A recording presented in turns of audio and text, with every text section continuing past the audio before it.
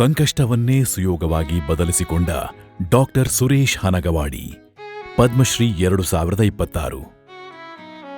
1963ರಲ್ಲಿ ಜನಿಸಿದ ಇವರಿಗೆ haemophilia B ಇರುವುದು ಪತ್ತೆಯಾಯಿತು. ಇದು ರಕ್ತ ಸರಿಯಾಗಿ ಹೆಪ್ಪುಗಟ್ಟದಿರುವ ಆನುವಂಶಿಕ ಅಸ್ವಸ್ಥತೆ. ನನ್ನ ತಾಯಿ ನನ್ನನ್ನು ಒಂದು ಪಂಜರದಲ್ಲಿ ಗಿಳಿ ಹೇಗೆ ಸಾಕ್ತಾರೋ ಆ ಥರ ನನ್ನ ಸಾಕಿದ್ರು. ಹಿಮೋಫಿಲಿಯಾಕ್ಕೆ ಸೂಕ್ತ ಚಿಕಿತ್ಸೆ ಅಥವಾ ಸರಿಯಾದ ಸಮಯಕ್ಕೆ ಚಿಕಿತ್ಸೆ ನೀಡದಿದ್ದಲ್ಲಿ ಪದೇ ಪದೇ ಸಂದುಗಳ ಮೇಲೆ ಉಂಟಾಗುವ ಹಾನಿಯು ಮುಂದೆ ಶಾಶ್ವತ ಅಂಗವೈಕಲ್ಯವಾಗಬಹುದು. ಅದು ವಿಶೇಷವಾಗಿ ಮಕ್ಕಳಲ್ಲಿ. ಬೆಳೆಯುತ್ತಿರುವಾಗಲೇ ಈ ಕರಾಳ ವಾಸ್ತವವನ್ನು ಅನುಭವಿಸಿದ್ದ ಡಾಕ್ಟರ್ ಸುರೇಶ್ ಹಿಮೋಫಿಲಿಯಾ ಹೊಂದಿರುವ ಇತರ ಮಕ್ಕಳು ಸಾಮಾನ್ಯ ಜೀವನ ನಡೆಸಬೇಕೆಂದು ಬಯಸಿದ್ದರು.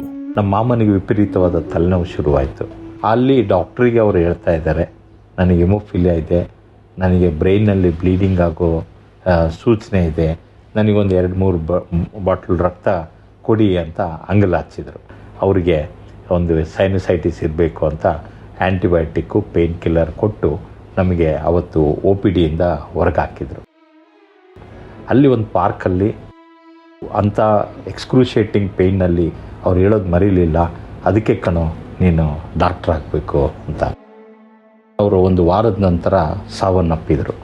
ಅವತ್ತೇ ನಾನು ಒಬ್ಬ ವೈದ್ಯನಾಗಲೇಬೇಕು ಅಂತ ಸಂಕಲ್ಪ ಮಾಡಿದೆ. ಡಾಕ್ಟರ್ ಸುರೇಶ್ MBBS ಮುಗಿಸಿ ನಂತರ ಪೆಥಾಲಜಿಯಲ್ಲಿ MD ಪದವಿ ಪಡೆದರು. ತಮ್ಮ ಮೊದಲ ಸ್ಟೈಪೆಂಡ್ನಿಂದ ಕರ್ನಾಟಕದ ಮೊಟ್ಟ ಮೊದಲ ಹಿಮೋಫಿಲಿಯಾ ಸೊಸೈಟಿಯನ್ನು ಆರಂಭಿಸಿದರು.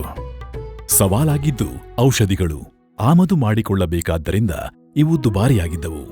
ಯಾವೊಬ್ಬ ರೋಗಿಯೂ ಚಿಕಿತ್ಸೆ ಇಲ್ಲದೆ ಬಳಲಬಾರದು ಎಂಬ ಉದ್ದೇಶಕ್ಕಾಗಿ ಅವರು ಚಿಕಿತ್ಸೆಗಾಗಿ ಹಣವನ್ನು ಸಂಗ್ರಹಿಸಲು ಆರಂಭಿಸಿದರು.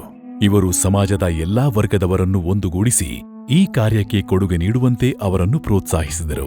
ರಕ್ತ ಸಂಬಂಧಿತ ಅಸ್ವಸ್ಥತೆಗಳಿಗೆ ಚಿಕಿತ್ಸೆ ನೀಡಲು ಡಯಾಗ್ನೋಸ್ಟಿಕ್ಸ್ನಿಂದ ಹಿಡಿದು inpatient facility, hydrotherapy, physiotherapy, blood ಸೆಂಟರ್ವರೆಗೂ ಒಂದು ವ್ಯವಸ್ಥೆಯನ್ನು ಸಜ್ಜುಗೊಳಿಸಿದರು. ಆರೈಕೆಗಷ್ಟೇ ಸೀಮಿತಗೊಳಿಸದೆ ಬದಲಾವಣೆಗಾಗಿ ಮುಂದಾದರು. ಹಿಮೋಫಿಲಿಯಾ ಚಿಕಿತ್ಸಾ ಅಭಿಯಾನದಲ್ಲಿ ಸರ್ಕಾರದ ಭಾಗವಹಿಸುವಿಕೆಗಾಗಿ ಒತ್ತಾಯಿಸಿದರು. 2005 ಮೊಟ್ಟ ಮೊದಲ ಬಾರಿಗೆ ಇಡೀ ರಾಷ್ಟ್ರದಲ್ಲಿ ಮೊದಲ ರಾಜ್ಯವಾಗಿ ನಮ್ಮ ಕರ್ನಾಟಕ ರಾಜ್ಯ ಹಿಮೋಫಿಲಿಯಾ ಚಿಕಿತ್ಸೆ ಅಭಿಯಾನದಲ್ಲಿ ಪಾಲ್ಗೊಳ್ಳುವಂತಾಯಿತು. ಸಹಾನುಭೂತಿ ಮತ್ತು ಧೈರ್ಯತನದ ಬದುಕಿನ ವಿಷಯ ಬಂದಾಗ ಡಾಕ್ಟರ್ ಹನಗವಾಡಿ ನಮ್ಮೆಲ್ಲರಿಗೂ ಆದರ್ಶ ವ್ಯಕ್ತಿಯಾಗಿ ಹೊರಹೊಮ್ಮುತ್ತಾರೆ. We lack only clotting protein in the blood, not zeal, not intelligence.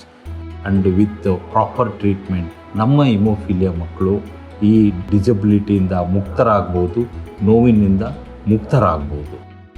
Doctor Suresh Hanagavadi Padmashri 2026. ಕೋಟಿ ಕೋಟಿ ನಮಸ್ಕಾರ.